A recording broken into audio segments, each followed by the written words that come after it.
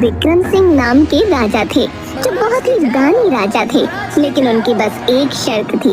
वो किसी को भी दान देने से पहले उससे एक सवाल पूछते। अगर कोई उनके सवाल का जवाब दे दे तो राजा उसे मुंह मांगी कीमत देते, लेकिन अगर कोई जवाब न दे पाया तो राजा उसे दान देने से इनकार कर देते। एक दिन राजा विक्रम सिंह के दरबार में एक राही आता है। महाराज, मैं एक यात्री हूँ और काफी दूर से आया हूँ। बस मुझे एक रात गुजारने के लिए पास की धर्मशाला में रुकना है, लेकिन मेरे पैसे लुटेरों ने लूट लिए। तो क्या आप मुझे कुछ धन दे सकते हैं? अरे हाँ हाँ, क्यों नहीं भाई, बिल्कुल दे सकता हूँ, लेकिन मेरी एक शर्त है। तुम्हें मेरे एक सवाल का जवाब देना होगा। जी जी महाराज, पूछिए। तुमने कहा कि तुम एक यात्री हो, लेकिन यात्री तो सिर्फ दो हैं। अब बताओ कौन कौन? वो आदमी बहुत देर तक सोच में डूबा रहता है। महाराज, क्षमा कीजिए, लेकिन मुझे आपके सवाल का उत्तर नहीं आता। तो क्षमा कीजिए, मैं आपकी सहायता नहीं कर पाऊंगा, क्योंकि मेरा नियम है कि जो कोई मेरे प्रश्नों का उत्तर नहीं देता मैं उसे दान नहीं देता। लेकिन महाराज, मेरे पास रुकने के लिए कोई स्थान नहीं है। परंतु जो मेरे प्रश्नों का उत्तर नहीं देता मैं उसे दान नहीं देता। फिर आदमी चिंता के भाव से जाने लगता है। रुकिए, मैं आपको दान नहीं दे सकता, लेकिन आप मेरे महल में एक रात के लिए आश्रय ले सकते हैं। आदमी के चेहरे पर मुस्कान आ जाती है। महाराज की जय हो, महाराज की जय हो। लेकिन महाराज, आपने जो प्रश्न पूछा उसका उत्तर तो बता दीजिए। मेरे प्रश्न का उत्तर था सूरज और चांद। उसी राज्य में किशन नाम का एक ब्राह्मण रहता था, जो कि अपने बीवी बच्चों के साथ रहता था। एक दिन ब्राह्मण बहुत परेशान बैठा हुआ था।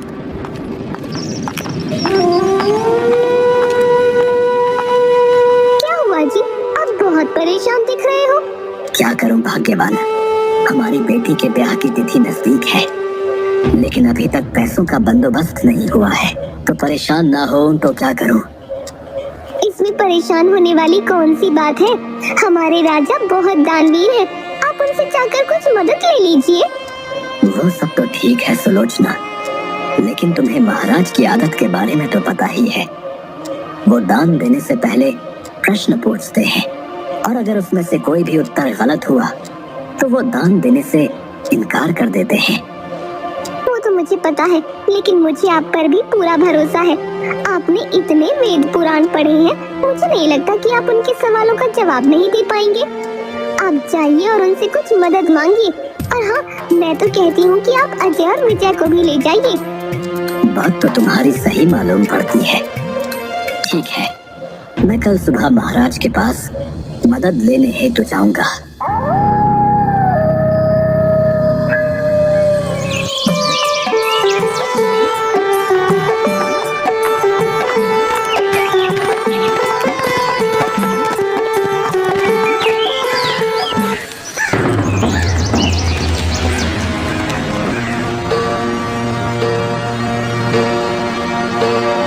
महाराज, मैं आपके गांव का एक छोटा सा ब्राह्मण हूँ।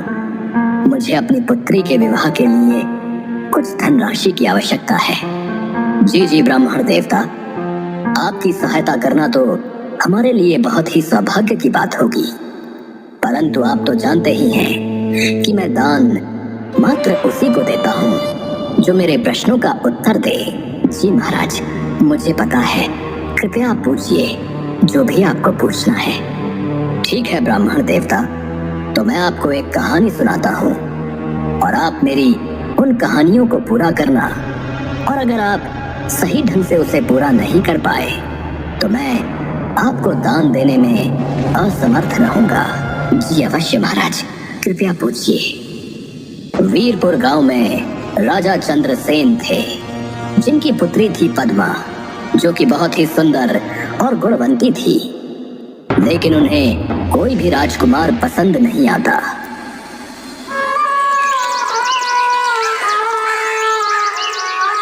एक दिन राजा अपने कक्ष में परेशान बैठे हुए थे। तभी रानी सुभद्रा वहां आ जाती है। महाराज, आप बहुत परेशान लग रहे हैं। महारानी, अब आप ही बताइए मैं क्या करूं। राजकुमारी को कोई भी लड़का पसंद नहीं आता। अब उनकी उम्र भी हो गई है। महाराज, आप इतने परेशान ना होइए। हमारी राजकुमारी बहुत समझदार है। उन्हें पता है कि उनके लिए क्या सही है और क्या गलत। लेकिन महारानी, उन्हें राजकुमार पसंद ही नहीं आता।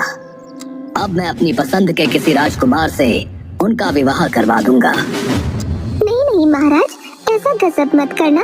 जब हमारी राजकुमारी को कोई लड़का पसंद आ जाएगा तब वो खुद ही आपको शादी के बारे में कह देंगी। और अगर आपको उनकी ज्यादा ही फिक्र हो रही है तो आप खुद उनसे बात कर लेना। ठीक है महारानी जी, मैं कल ही राजकुमारी से बात करूंगा।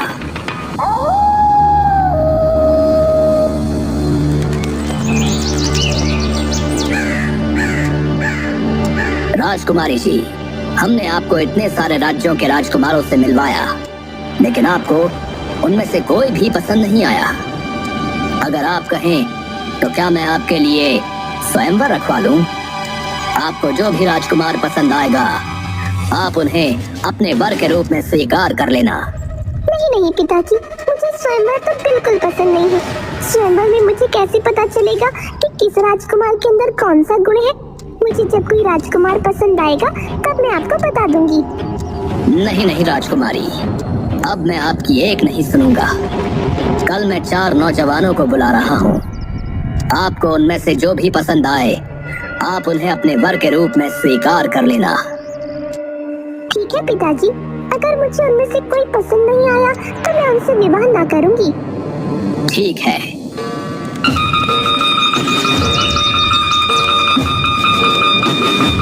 राजकुमारी, ये देखिए, ये हैं 4 राजकुमार। अच्छा, लेकिन इनमें ऐसी क्या विशेषताएं हैं जो मैं उनसे विवाह करने के लिए राजी हो जाऊं? बताइए कि आप में क्या विशेषताएं हैं? महाराज, मैं कपड़ा बेचकर जितना भी धन कमाता हूँ उसका एक हिस्सा मैं देवताओं को चढ़ाता हूँ।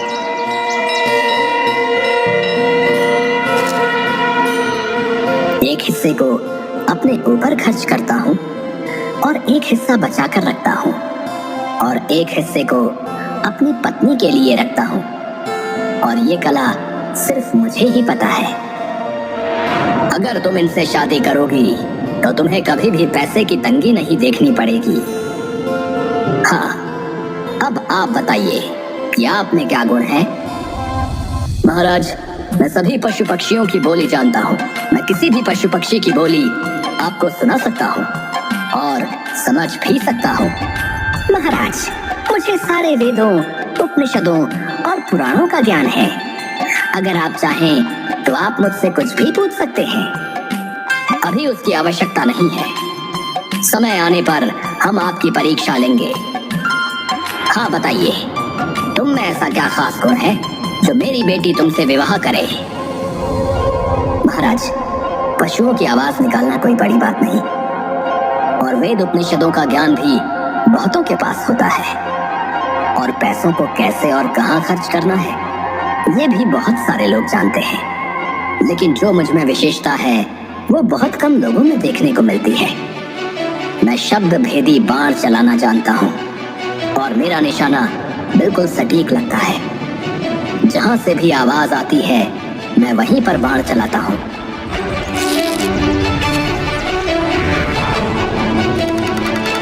और मेरा निशाना आज तक नहीं चुका।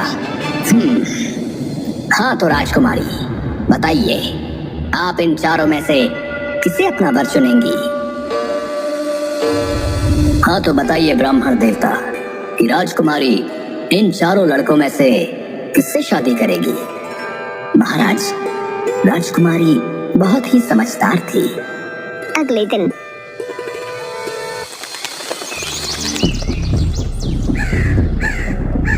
राजकुमारी, आपने कहा था कि आप आज बताएंगी कि आप इन 4 में से किसे अपना वर चुनेंगी। जी पिताजी, मैंने अपना वर चुन लिया है।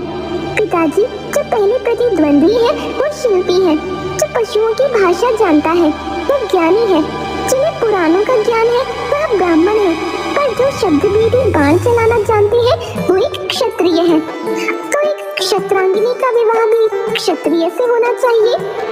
राजा अपनी पुत्री की बुद्धिमत्ता को देखकर बहुत खुश हो जाते हैं और उनका विवाह चौथे लड़के यानी जो क्षत्रिय था उनसे करवा देते हैं।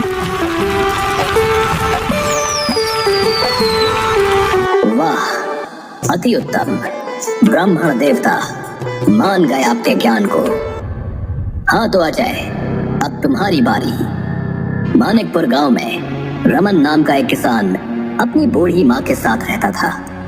वो दिन भर खेती मजदूरी करके गुजारा करता था।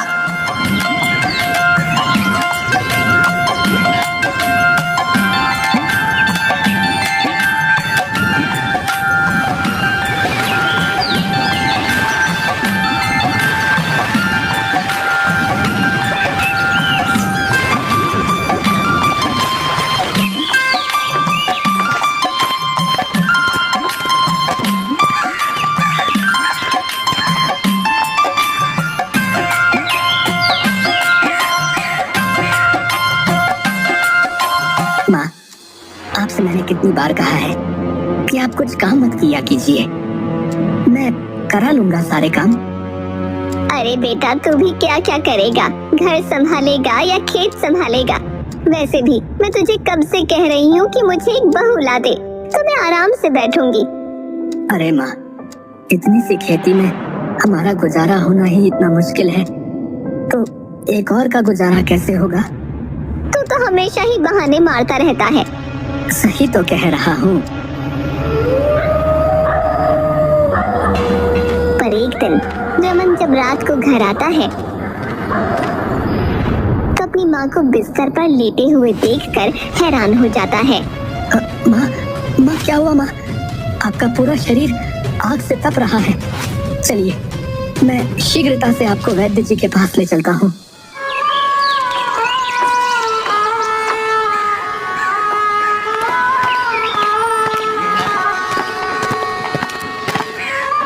वैद्य जी, देखिए ना, मेरी माँ बहुत ज्यादा ज्वर में है। बेटा, अभी तो मैंने इन्हें औषधि दे दी है, लेकिन इनका उपचार मुझसे नहीं होगा। तुम एक काम करो, शहर जाकर किसी अच्छे से डॉक्टर को अपनी माँ को दिखाओ। ठीक है वैद्य जी, जैसा आप कहें मैं वैसा ही करूँगा। लेकिन बेटा, तुम्हें कम से कम 15-20 हजार रुपयों का इंतजाम करना पड़ेगा। मैं अपनी माँ के लिए कुछ भी कर सकता हूँ। रमन उसकी माँ को घर ले आता है। माँ को शहर में अच्छे डॉक्टर को भी दिखाना है, लेकिन पैसों का क्या करूँगा? कहाँ से लाऊंगा इतने पैसे? बेटा, तुझे मेरी फिक्र करने की जरूरत नहीं है। अब मैं बूढ़ी हो चुकी हूँ, मेरी जितनी उम्र थी मैं जी चुकी हूँ।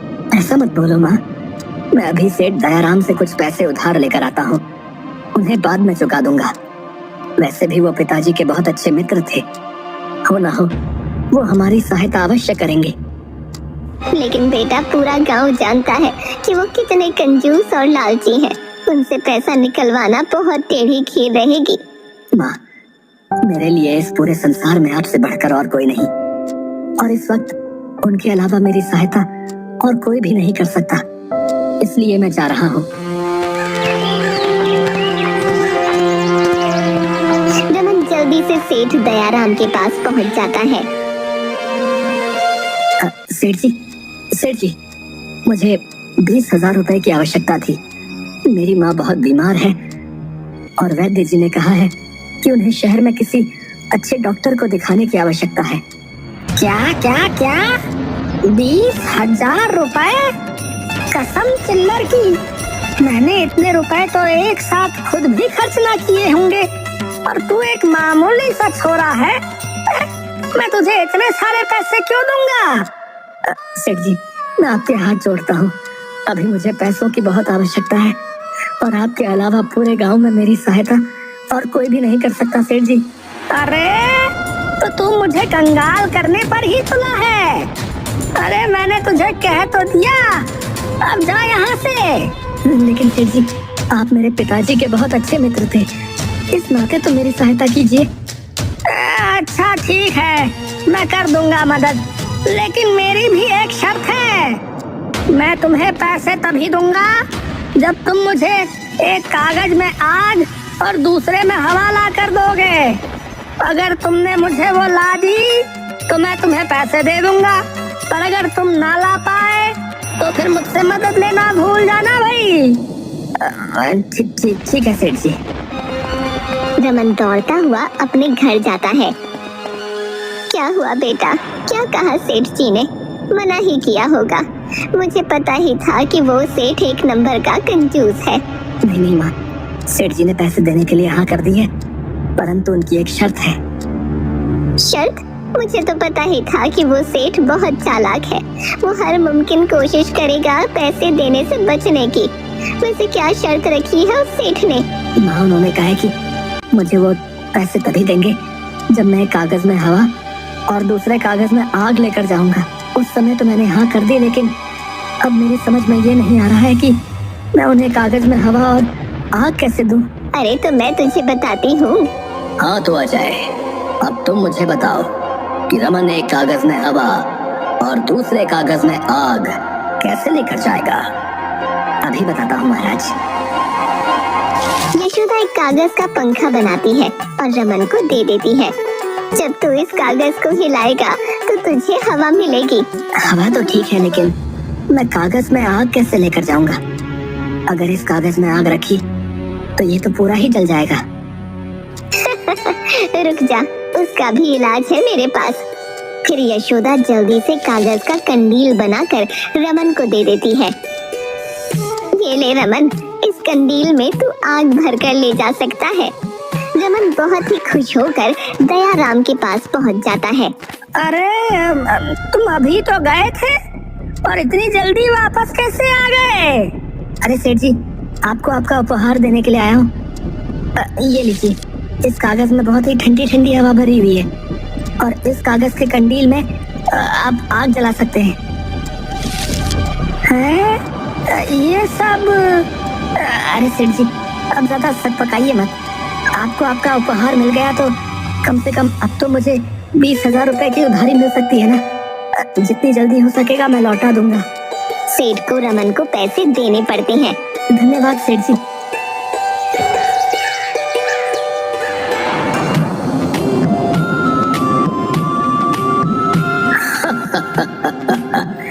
वाह जय वाह, मैं तुम्हारे उत्तर से बहुत प्रसन्न हूँ। तो अब विजय, तुम्हारी बारी। जी महाराज, पूछिए, आपको मुझसे क्या पूछना है?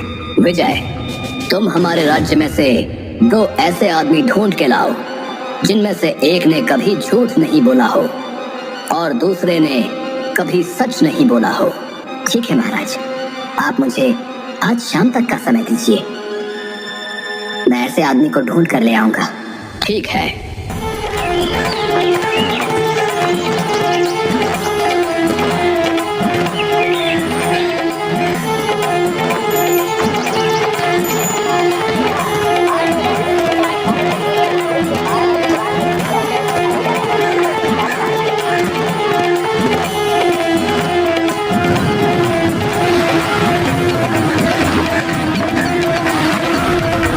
एक आदमी को अपने साथ लेकर आता है।